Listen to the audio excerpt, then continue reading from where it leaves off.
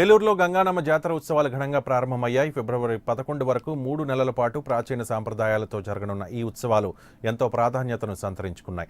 7 ఏళ్లకోసారి ఈ జాతరను నిర్వహిస్తారు. 100 ఏళ్లకు పైగా వస్తోన్న సాంప్రదాయాలను అనుసరిస్తూ ఈ నెల 14న గంగానమ్మ, ఆది మహాలక్ష్మమ్మ, వినుకొండ అంకమ్మ, పోతురాజు బాబులను భక్తుల దర్శనార్థం ఉంచనున్నారు. ఎమ్మెల్యే బడేటి బుజ్జి, ఎమ్మెల్సీ రాము సూర్యారావు ఈ జాతరను ఘనంగా ప్రారంభించారు.